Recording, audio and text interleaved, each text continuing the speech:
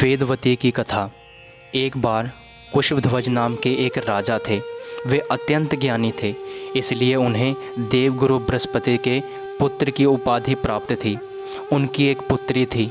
जब उसका जन्म हुआ तब वह रोने के स्थान पर वेदों की महिमा गाने लगी, जिससे प्रसन्न होकर उसके माता पिता ने उस कन्या का नाम वेदवती रखा।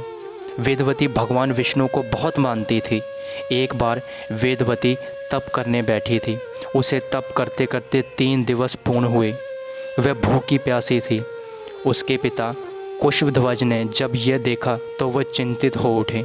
उन्होंने वेदवती की तपस्या भंग करने का निश्चय किया।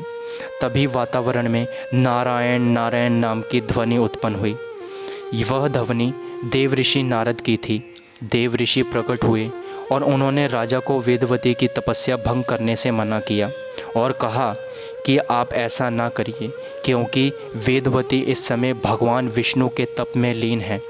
इस वक्त वेदवती को उठाना बिल्कुल एक शिशु से उसकी माता छीनने जैसा है।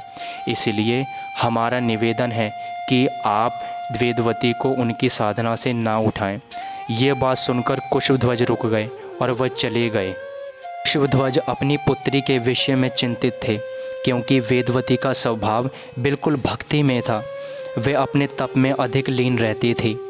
कुशध्वज को ये चिंता थी कि वेदवती का विवाह कैसे होगा, कौन करेगा वेदवती से विवाह, वेदवती की संतान होगी या नहीं, कौन पुरुष वेदवती को अपनी अर्धांगिनी के रूप में स्वीकार करेगा, क्या वेदवती आजीवन अविवाहित रहेगी।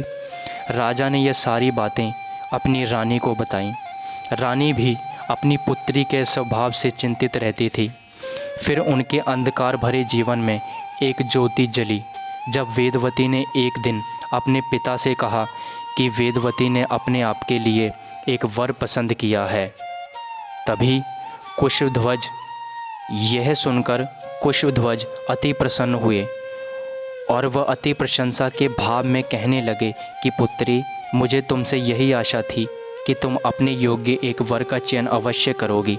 मुझे पूर्ण विश्वास है कि तुमने जिस वर का चयन करा होगा वह निस्संदेह अति मनमोहक व अति ज्ञानी होगा, परंतु उस वर का नाम व पता बताओ ताकि हम उस वेद के पास तुम्हारा विवाह प्रस्ताव रख सकें। यह सुनकर वेदवती ने अपने पिता से कहा कि वह अत्यंत मनमोहक और ज्ञानी है। उसका नाम श्री विष्णु है और वह वैकुंठ में रहते हैं।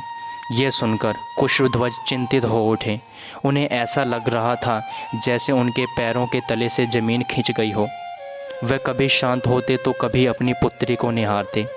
काफ़ी देर तक कोई वार्तालाप नहीं हुआ। फिर कुशध्वज ने अपनी चुप्पी फोड़ते हुए कहा कि पुत्री, तुम खुद नहीं जानती कि तुम क्या कह रही हो। तुम जिन विष्णु की बात कर रही हो उनकी कृपा से सृष्टि की रक्षा होती है। फिर रानी ने भी अपनी चुप्पी तोड़ी और बोली कि भगवान कभी विवाह नहीं करते, और फिर नारायण तो विवाहित हैं, तभी उन्हें लक्ष्मीपति कहा जाता है। इसलिए तू ये विचार अपने मन से, मस्तिष्क से सदैव के लिए निकाल दे। रानी व राजा ने अपनी बात संपूर्ण करी। तब वेदवती अपने तन मन धन से नारायण को अपना पति मान चुकी थी, और किसी भक्त को भगवान से छीनना धरती से सूर्य छीनने जैसा है। वेदवती अपनी बात पर अड़ी रही। तब कुशध्वज को देव ऋषि की सीख याद आई और उन्होंने रानी से कहा कि प्रिय, अब वेदवती को ना रोको, बस इतना समझ लो कि अब हमारी पुत्री अपने ससुराल के लिए विदा हो चुकी है। वेदवती भगवान विष्णु को प्राप्त करने के लिए एक वट वृक्ष के नीचे बैठकर तप करने लगी। उसने कई वर्षों तक तप किया। उसके तपोबल ने वट वृक्ष के नीचे ही वैकुंठ धाम बना दिया। उसकी यह तपस्या इतनी कठिन थी जितनी देवता भी तपस्या नहीं कर सकते। भगवान विष्णु सब देख रहे थे। इस कठोर तपस्या से प्रसन्न होकर भगवान विष्णु प्रकट हुए और उन्होंने वेदवती से वर मांगने को कहा।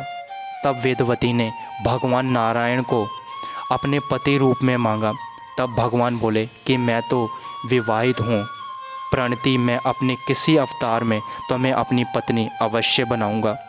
फिर भगवान चले गए। वेदवती दोबारा तप करने लगी। तभी रावण वहाँ आया। वह वेदवती की सुंदरता देख मोहित हो गया और उससे संभोग करने की इच्छा करने लगा।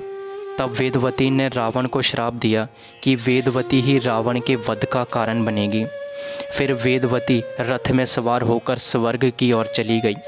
समय बीता और एक दिन रावण सीता का अपहरण करने आ गया। तब वेदवती ने सीता का रूप धारण करा और रावण ने वेदवती का ही अपहरण किया। श्री राम ने रावण का वध किया और स्वदती को मुक्ति दिलाई। सीता की अग्नि परीक्षा इसलिए हुई ताकि श्री राम सीता को वापस प्राप्त कर सकें। जब अग्नि परीक्षा समाप्त हुई तब सीता ने श्री राम से कहा कि वेदवती ने बहुत दुख सहे हैं, इसलिए आप वेदवती को अपनी पत्नी बनाएं। तब श्री राम ने ऐसा ही किया। तो दोस्तों, आप लोगों को वेदवती की कथा कैसी लगी हमें कमेंट कर ज़रूर बताएं और इसके लिए हमारे चैनल को सब्सक्राइब ज़रूर करें। धन्यवाद।